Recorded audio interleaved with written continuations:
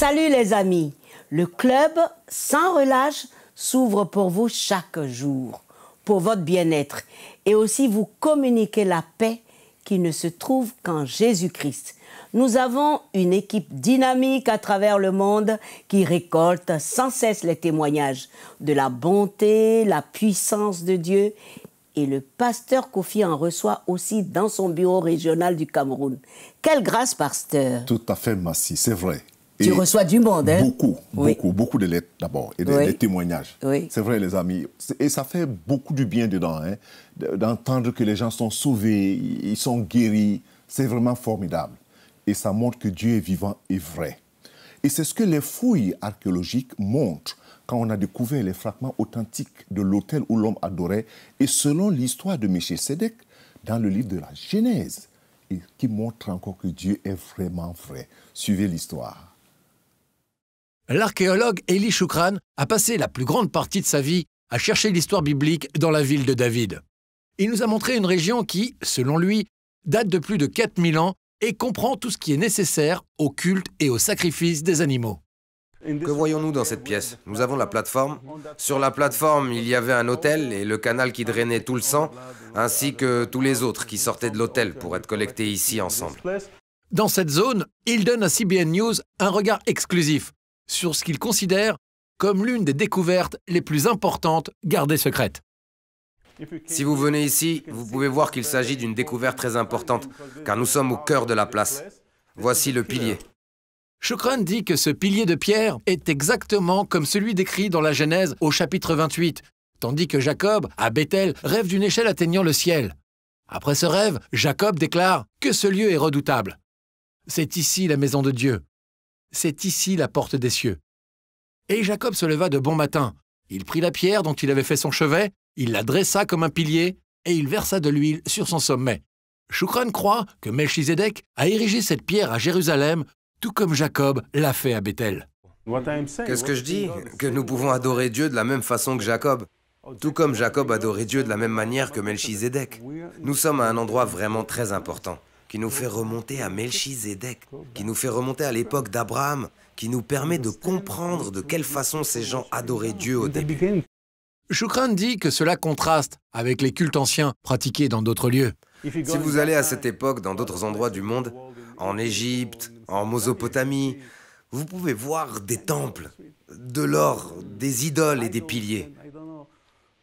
Ici, c'est simple. La pierre, les animaux, le sacrifice. La pierre est la maison de Dieu. Ni or, ni diamant. Tout est simple. Dieu veut que nous soyons simples. C'est fantastique. Pourquoi? Pour quelle raison? Pour entrer en contact avec Dieu. Shukran dit que la combinaison de l'autel pour le sacrifice du canal pour le sang, du pressoir pour l'huile d'onction, de l'endroit pour attacher les animaux sacrifiés et diviser les sacrifices, l'a amené à croire qu'il s'agit de l'endroit où Melchisédek a rencontré Abraham. Genèse 14 décrit la rencontre. Melchisédek, roi de Salem, fit apporter du pain et du vin. Il était sacrificateur du Dieu Très-Haut. Il bénit Abraham et dit « Béni soit Abraham par le Dieu Très-Haut, maître du ciel et de la terre. Béni soit le Dieu Très-Haut qui a livré tes ennemis entre tes mains. » Et Abraham lui donna la dîme de tout. Il bénit Abraham avec du pain et du vin. Et Abraham lui donna une dîme. Pourquoi lui donner une dîme? Parce qu'il était en train d'adorer Dieu. Il s'agit d'une tradition et d'un mode de vie qui se perpétue encore 4000 ans plus tard. Que faisons-nous aujourd'hui? Le juif, le chrétien, que faisons-nous? Nous bénissons le pain et le vin. D'une manière différente, mais nous bénissons le pain et le vin. Et nous faisons l'onction d'huile. Où tout cela a-t-il commencé? Ici, dans la ville de David, dans le temple de Melchisédek. C'est ici. Shukran dit que cette zone a été fermée pour faire place à un autre lieu de culte. Ils l'ont comblé, ils l'ont fermé. Pourquoi? Parce que ça n'a plus été un lieu de culte. C'est pour ça qu'on est allé dans le temple que Salomon a construit, sur le mont Moria. Shukran considère que ce lieu est antérieur au temple de Salomon et d'Hérode sur le mont du temple de plusieurs siècles. Chris Mitchell, CBN News, la ville de David, Jérusalem. C'est formidable et vraiment encourageant, Massi. Non, et ça montre que Dieu est réel. Oui. Il existe. Il est unique et il fait encore des miracles parce que retrouver des choses... Qui concernent le temps de Melchisédek, c'est surtout ça. Il faut voir que c'est un miracle de Dieu et Dieu est en train de nous montrer quelque chose, de nous dire quelque chose et cela à l'humanité entière. Oui, en fait, c'est nous sortir du doute. Oui. Du doute que ces choses ont existé, que ces hommes ont existé, que ces histoires ont été bel et bien réelles. Et qu'il y a eu le fait historique, hein, tout ce fait historique qui prouve que des gens ont adoré Dieu à cette époque et il y a eu des manifestations de la puissance de Dieu. Oui. Parce que, honnêtement, lorsque je lis le livre de la Genèse et surtout l'histoire de Melchisédek, je me suis quand même essayé de me transporter sans origine. On ne connaissait pas son père, on ne connaissait pas sa mère, on ne connaissait même pas d'où il venait. Et ça, c'est le prototype de Christ. Exactement, pour nous dire qu'il est en train de préparer quelque chose et que cette chose va certainement et sûrement arriver. Il est vivant, le Seigneur. Absolument. Et la preuve, ce sont ses fouilles et ce qu'on trouve. Mais il veut faire quelque chose de plus grand. Ce qu'il cherche, c'est votre cœur. Alors ouvrez votre cœur au Seigneur. Mais ne nous quittez pas tout de suite.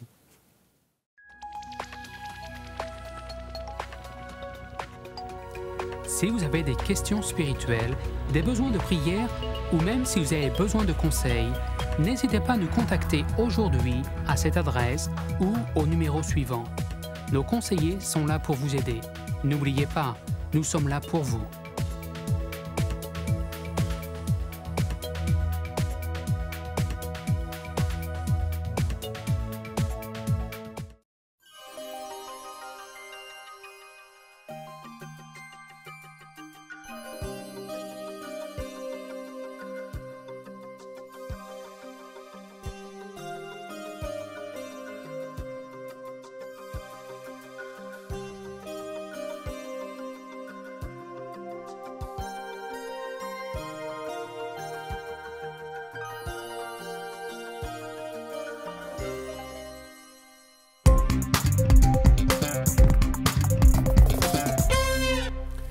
Les amis, le Club 700, c'est pour vous.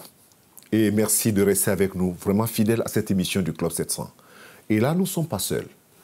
Il y a là le pasteur Luc Henry, qu'on ne présente plus. Moi, je ne le présente plus. D'ailleurs, vous le connaissez et je sais que vous êtes toujours content parce qu'il a des choses très intéressantes à partager avec vous. Pasteur Luc, bienvenue. Merci. Et c'est un plaisir. Hein? Pour moi aussi. Oui, un plaisir pour nous aussi, un privilège aussi de servir le Seigneur. Exact. Et de partager les choses vraiment qui encouragent, qui édifient la foi des gens. Aujourd'hui, j'ai choisi ce thème que vous avez déjà proposé, l'objet de nos pensées. Et en accord avec les Écritures, sur Philippiens, Paul qui parle et essaye de montrer que finalement les pensées que nous avons, nous développons, finissent par se manifester par des caractères ou des attitudes. Alors je vais lire pour nous tous et pour ceux qui nous suivent en ce moment. Au reste, frères, que tout ce qui est vrai, tout ce qui est honorable, tout ce qui est juste, tout ce qui est pur, tout ce qui est aimable, ce qui mérite l'approbation, ce qui est vertueux et digne de louange, soit l'objet de vos pensées. C'est dans Philippiens 4:8. Alors, lorsqu'on regarde la société aujourd'hui, comment elle se construit, comment elle se traduit, comment elle se manifeste, les pensées, l'objet de nos pensées. Et oui, je crois que l'apôtre Paul était quelqu'un certainement de très intelligent, qui avait une vision des choses, et même de nous-mêmes, de notre vie, de qui nous sommes. Parce que, comme vous le disiez, ce que nous pensons va souvent devenir ce que nous sommes et ce que nous serons. On construit son identité par nos pensées, tout d'abord. Oui. Et donc, l'apôtre Paul, il nous dit ceci, il y a 2000 ans, et c'est tellement d'actualité, il dit tout ce qui est vrai, et c'est-à-dire pas les choses fausses ou erronées ou mensongères, carrément. Le chrétien doit faire attention à ne pas laisser la télévision ou l'Internet nous illusionner ou nous faire croire que tout ce que nous voyons à la télévision, ce que nous voyons sur Internet, reflète la réalité. C'est loin d'être le cas. Bien des fois, il s'agit carrément d'un mensonge. On nous a mis en garde avec les fake news notamment. Eh bien voilà, ça c'est un des exemples. Oui. Il continue en disant tout ce qui est honorable. Alors, qu'est-ce que ça veut dire, honorable? Cela peut vouloir dire aussi des choses nobles, de valeur, pas des choses honteuses qui sont dignes d'être jetées à la poubelle. Nous ne devons pas perdre notre temps, justement, à penser à des choses sans valeur ou qui peuvent même nous souiller. Attention à ce qui entre à travers nos yeux, à travers nos oreilles, dans notre cerveau. Il parle ensuite des choses qui sont aimables, c'est-à-dire les choses qui font plaisir. Si quelqu'un est aimable avec moi, c'est agréable, ça nous fait plaisir. Cependant, certains péchés peuvent nous sembler agréables, et ce n'est pas pour autant qu'il faut les accepter. Mais le terme ici, employé, se réfère aux choses qui ont pour conséquence un sentiment de paix et de tranquillité. Et quand on tombe dans le péché, la conséquence du péché, ce ne sera jamais la paix et la tranquillité, mais le salaire du péché, c'est la mort spirituelle. Et c'est quelque chose de très grave. Donc, nous devons réfléchir avant d'agir pour savoir si la parole que nous avons sur le bout de la langue ou l'action que nous sommes prêts à faire aura pour conséquence la paix et la tranquillité, ou plutôt des dégâts et un sentiment de culpabilité. Ensuite, il dit tout ce qui mérite l'approbation. Ce qui veut dire que les choses desquelles on parle en bien devraient être l'objet de nos pensées. Et nous devons penser et parler de notre prochain selon le bien que nous voyons en lui et ne pas écouter les choses négatives qu'on peut nous dire sur lui ou sur elle, car cela nous donne le sentiment d'être meilleur que cette personne. Et nous courons donc le risque à ce moment-là de tomber dans de l'orgueil. Si nous constatons une lacune, un manquement dans la vie de notre prochain, nous devons au contraire avoir le courage d'aller le trouver et de lui parler face à face de cette question. Comme disait Jésus aussi dans Matthieu chapitre 18, verset 15, « Si ton frère a péché, va et reprends-le entre toi et lui seul.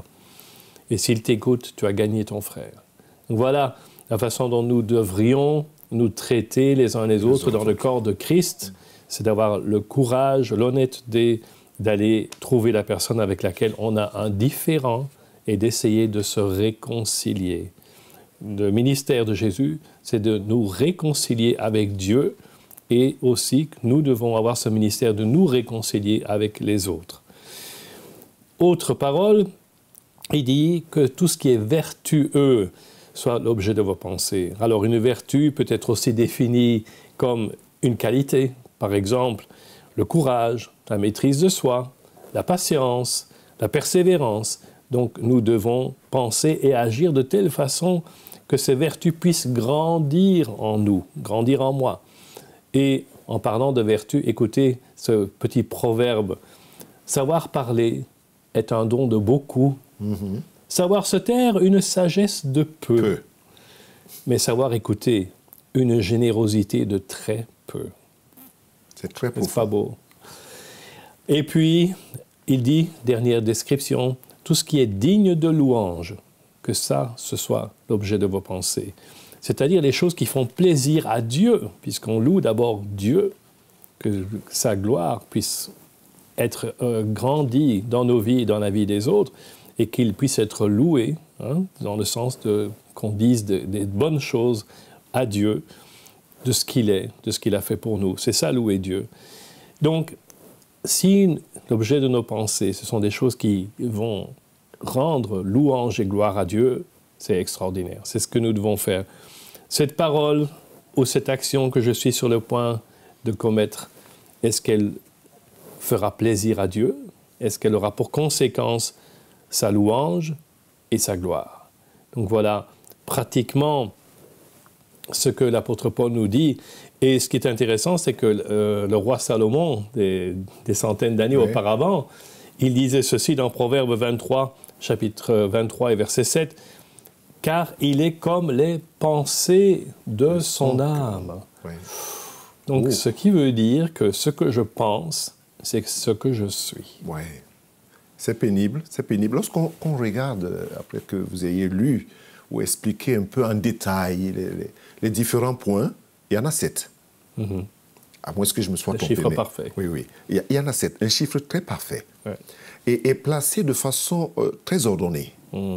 Lorsqu'on regarde le placement, l'échelonnement de comment, c'est comme marche d'escalier pour monter vers le haut. Il y en a 7. Et aujourd'hui, l'impression ou le sentiment qu'on a, c'est que les gens ne font pas beaucoup attention à ce qu'ils cultivent dans leur pensée, dans leur esprit. Parce que la pensée, finalement, est ouverte à un monde très vaste, au point où Paul, en donnant cette recommandation, était en train de nous orienter à comment veiller sur l'objet de nos pensées. Exactement. Et je crois que votre intervention, lorsque vous parlez, c'est un appel aussi. Et quelle est la conclusion pour ceux qui vous écoutent là maintenant, Pasteur Luc?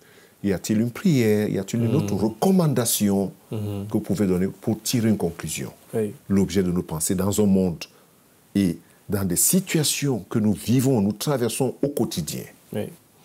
Je pense tout d'abord que nous devons filtrer ce qui rentre dans nos pensées, ce qui rentre dans notre esprit, encore une fois, à travers nos yeux, à travers nos oreilles, et que vraiment nous puissions, comme un détecteur de métaux à l'aéroport, vous savez, on a passé par un détecteur de métaux, si on a des objets en métal, ça va faire bip, bip, bip, bip, et vous ne pouvez pas passer. Et il faudrait qu'on ait ce genre de détecteur de mauvaises pensées à l'entrée de notre cerveau qui va dire « ça n'entre pas chez moi ». Et qu'on arrête. Et ça, c'est la première chose à faire. Et puis, évidemment, sans le Seigneur, que pourrions-nous faire? Rien. Donc, on a besoin de son aide et on doit lui demander « Seigneur, purifie-moi », comme le roi David priait dans le psaume 51. « Purifie-moi ». Et une fois que nos pensées sont purifiées, il faut lui demander de nous aider à garder nos pensées pures et saintes devant lui. Tout à fait. Donc, on doit, encore une fois, faire appel à lui, parce que sans lui, nous ne pouvons rien faire. Vous avez compris. Sans le Seigneur, nous ne pouvons rien faire. Quelqu'un a dit, on ne peut pas empêcher un oiseau de passer sur la toiture de votre maison, mais on peut l'empêcher de s'arrêter. C'est ce que le pasteur Luc est en train de vous dire. Vous pouvez dire, à telle pensée mauvaise, je ne te veux pas. Comptant sur le Seigneur, et sa grâce est suffisante pour nous rendre forts en lui. Ne nous quittez pas. Merci, pasteur Luc. Merci. À tout de suite.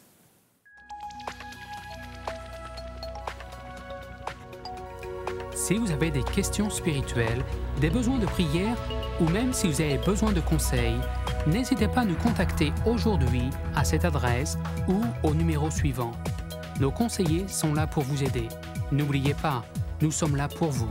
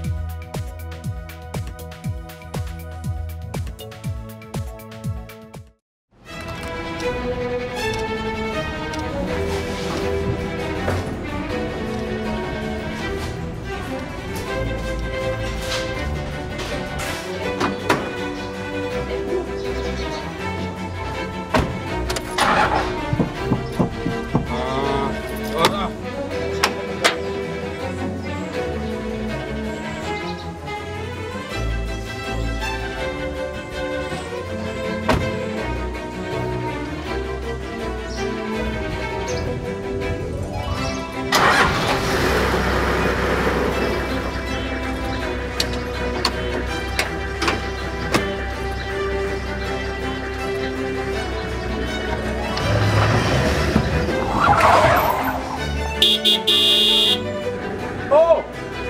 Fais pousser la voiture là!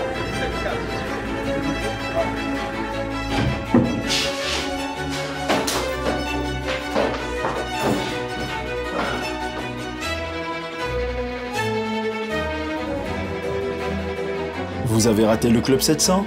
Ne vous inquiétez pas. Vous pouvez toujours regarder vos émissions préférées sur www.leclub700.tv.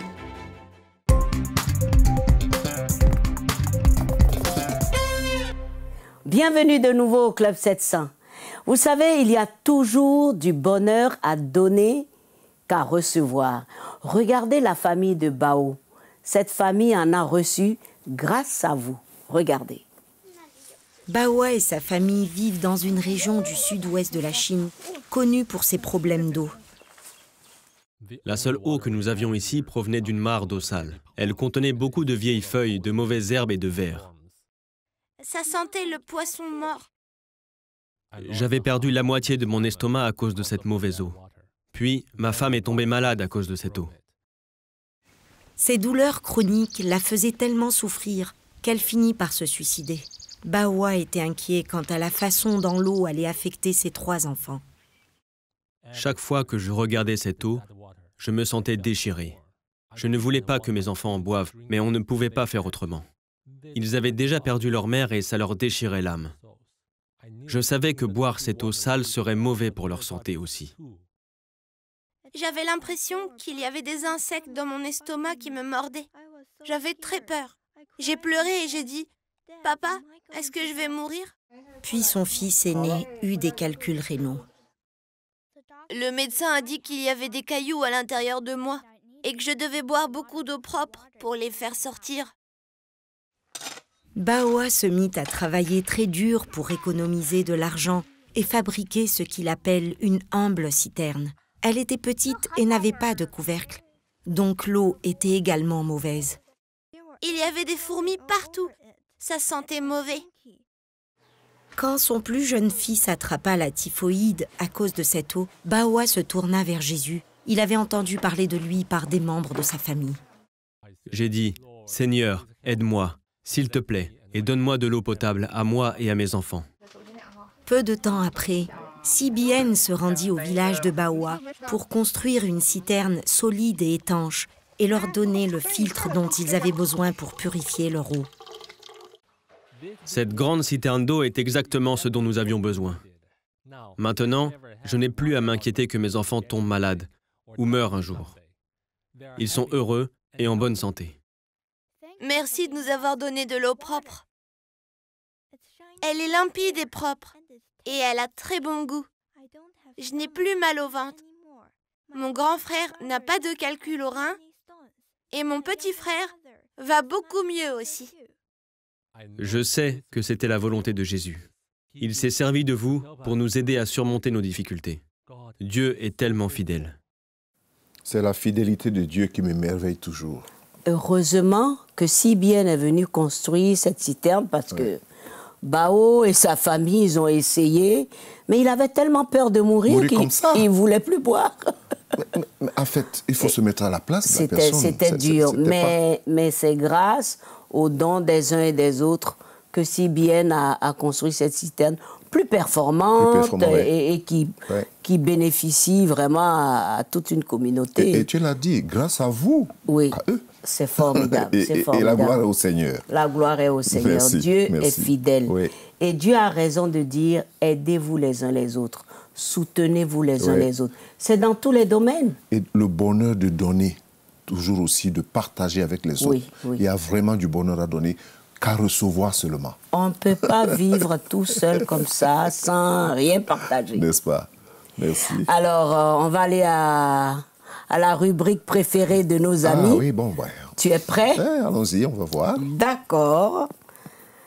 Bonjour, pasteur. Quand on veut vraiment se marier, est-ce un péché? Non, mais si, non. C'est d'abord une très bonne chose. Oui. Et l'apôtre Paul le dit, que celui qui veut se marier se marie. C'est une très bonne chose de se marier. Et puis, c'est Dieu qui a institué le mariage. Bien sûr. Donc, où est-ce que la personne va trouver? Est-ce que quelqu'un lui aurait dit que se marier est une mauvaise chose? Bon, mais ça dépend aussi de chacun. Si quelqu'un dit qu'il ne veut pas se marier, il est libre. C'est le choix de chacun, c'est une volonté personnelle. Mais se marier dans les conditions que Dieu a prévues dans sa parole, c'est une très bonne chose, pourvu qu'on respecte les principes du mariage. Ça, c'est très important. Donc, j'encourage tous ceux qui veulent se marier, n'hésitez pas, parce qu'en ce moment, surtout, le dehors n'est pas bien. Pardon? Non, pourquoi tu l'as dit tout doucement? En ce moment, surtout, le quoi n'est pas bien? Le dehors, là, n'est pas bien. Il faut bien rester quelque part tranquille pour celui qui veut se marier. Pour celui qui veut se marier. Élever ses enfants, normalement, quand on en a, ou si on n'en veut pas, ça va. Mais ça honore Dieu. Voilà, et ce qui me fait te dire et rappeler à tous nos téléspectateurs que nous avons une nouvelle série sur le mariage qui commence dans le Club 700 et suivez ça attentivement pour connaître le choix. Le choix. Voilà, et bien d'autres choses. Deuxième question, comment faire pour affermir sa foi en Dieu? Est-elle innée ou acquise? La foi est donnée une seule fois, comme la Bible le dit, mais seulement Oui. La foi, pour qu'elle vive, elle a besoin de quelque chose. La parole de Dieu. Il est écrit que la foi vient de ce qu'on entend. Et ce qu'on entend vient de la parole de Dieu. Pour que la foi en Dieu vive, elle a besoin de sa nourriture, qui n'est autre que la parole. La parole de Dieu fait vivre la foi. Le problème de beaucoup de personnes, c'est qu'ils croient. Tout le monde a la foi, Massi, pour dire une chose. C'est que tout le monde a la foi. Mais ça dépend de quelle foi on parle. Si c'est la foi en Dieu, ça a un mécanisme. Ce mécanisme, c'est les Écritures saintes. Donc, pour nourrir ma foi, pour qu'elle devienne encore plus vivante et plus forte, j'ai besoin de la parole de Dieu parce qu'elle affermit la foi. Ça, c'est très important. C'est vrai qu'il y a la prière, il y a la méditation, mais la méditation, toujours de la parole. Absolument, il y a les enseignements, et il y a la communion fraternelle, il y a les conseils. Tout cela ce sont des ingrédients qui sont donnés pour soutenir notre foi en Dieu. Donc, c'est très important d'être vraiment dans la parole. Oui, d'être dans la parole. Parce que sans la parole, on ne peut pas vraiment connaître Dieu. Non, on ne peut pas. Et continuer à lui faire confiance. Il y a comme un nuage. Une fois que quelqu'un a donné sa vie au Seigneur, ou bien lorsque quelqu'un dit « je crois en Dieu », il doit savoir que Dieu parle. Et Dieu a parlé. Mais comment savoir ce que Dieu dit si je ne lis pas les Écritures, si je ne suis pas enseigné, si je ne médite pas dans sa parole? Et comment savoir ce que Dieu aime et ce que Dieu n'aime pas si je n'entends pas sa voix à travers sa parole? Donc la foi a besoin d'une plateforme vraiment saine pour être forte. C'est ça, Massi. Il faut la foi. Tout à fait. Il faut la parole. Merci, pasteur. Bien répondu à toutes ces questions. Je suis un bon élève, non? Oh, je te le dirai plus tard. Pour le moment, on a terminé cet épisode. Les amis, merci d'être restés en notre compagnie. Je vous invite à visiter nos bureaux régionaux. Je vous invite à aller sur notre site, Facebook, YouTube et surtout à lire la parole pour grandir dans votre foi. Jésus vous aime. À très bientôt. Au revoir, pasteur. Au revoir, Massi. Nous aussi, nous vous aimons. Au revoir.